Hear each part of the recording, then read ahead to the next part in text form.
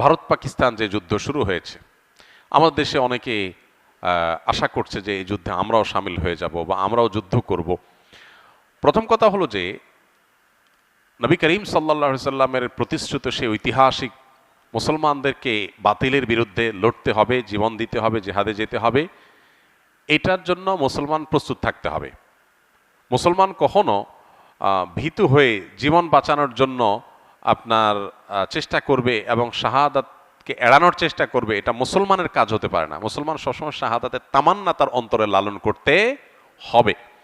শাহাদাতের তামান্না নাই, আকাঙ্ক্ষা নাই, এটা মুনাফিকের চরিত্র, এটা ইমানদারের চরিত্র না। তামান্না আমাদের থাকতে হবে যে আল্লাহ মৃত্যু যখন হবেই, আল্লাহুম্মা ইন্নী আসআলুকা শাহাদাতান ফি সাবিলিক, ওমর রাদিয়াল্লাহু আনহু দোয়া করতেন, আল্লাহ আপনার কাছে আপনার রাহে শহীদ হয়ে যেন আমার মৃত্যু হয়, সেটাই আমি চাই। সাধারণ মৃত্যু আমরা চাইব না, এটা একজন ইমানদারের কামনা থাকবে। কিন্তু সাধারণ পরিস্থিতিতে আমরা যুদ্ধ আল্লাহর কাছ থেকে চেয়ে নিব না।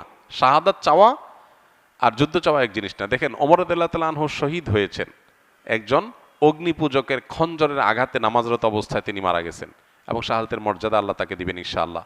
অথচ তিনি কিন্তু কোনো লড়াইয়ে মারা যান নাই এবং তিনি দোয়া করতেন, আল্লাহুম্মা ইন্নী আসআলুকা শাহাদাতান ফি সাবিলিক ওয়াল মাউতা ফি বিলাদি হাবিবিক, আল্লাহ আপনার রাহে শাহাদাতও চাই, আবার আপনার রসুলের শহরে মৃত্যুও চাই।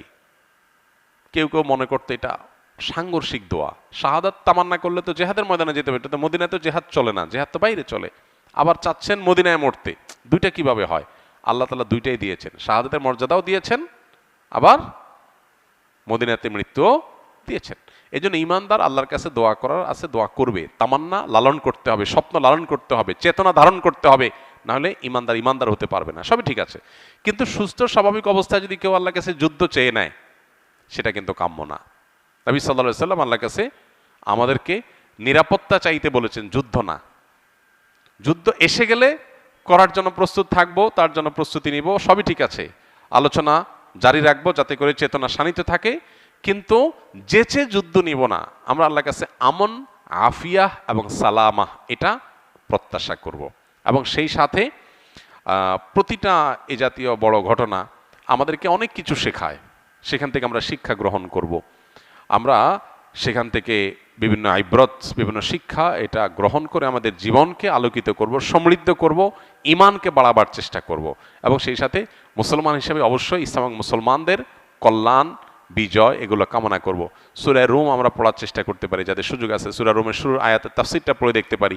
সেখানে আল্লাহ রাব্বুল আলামিন নবী সাল্লাল্লাহু আলাইহি সাল্লামের সময়কার সাহাবীদের মক্কায় থাকাকালীন সময়ে তারা যখন রোমানদের সাথে পারস্যের লোকদের যখন যুদ্ধ হয়েছে, তখন রোমানরা আহলে কিতাব হওয়াতে তাদের বিজয় কামনা করছেন মুসলমানরা, আর মক্কার মুশরিকরা ওই যে রোমান মুশরিকদের, পারস্যের মুশরিকদের তারা বিজয় কামনা করেছে। তো এই যে মুসলমানরা নিজের মুসলিম ভাইও না, তারপরেও শুধুমাত্র আহলে কিতাব হওয়ার কারণে মুশরিকদের চাইতে কাছাকাছি আদর্শিকভাবে অবস্থান, সেই কারণে সমর্থন করার বিষয়টা সাহাবীদের মধ্যে দেখা গেছে এবং আল্লাহ তাআলা সেটাকে অ্যাপ্রিসিয়েট করেছেন। এখান থেকে বোঝা গেছে যে কোনো যুদ্ধ বিগ্রহ, যে কোনো ঘটনায় দিন শেষে মুসলমান এবং ইসলামের কল্যাণকামী হবে, বিজয় প্রত্যাশী হবে, তার জন্য দোয়া করবে, তার জন্য সচেষ্ট থাকবে, সেটা তো অবশ্যই ইমানের দাবি, সেটা আমাদের করতে হবে। আল্লাহ আমাদেরকে, আমাদের প্রিয় স্বদেশকে নিরাপদ রাখুন, গোটা বিশ্বকে আল্লাহ নিরাপদ রাখুন, সকল প্রকার জুলুমের আল্লাহ তাআলা অবসান ঘটিয়ে দিন। মুসলমানদের উপরে যে সমস্ত জুলুম চলছে সারা বিশ্বব্যাপী, কোনো কিছু না করে মুসলমানরা দোষী প্রমাণ হওয়ার আগে মুসলমানদের দেশের উপরে আক্রমণ, এই জিনিসগুলো থেকে আল্লাহ তাআলা আমাদের মুসলমানদেরকে হেফাজত করুন। আমাদের শক্তিমত্তাকে আল্লাহ তাআলা বৃদ্ধি করে দেন, বাড়িয়ে দিন।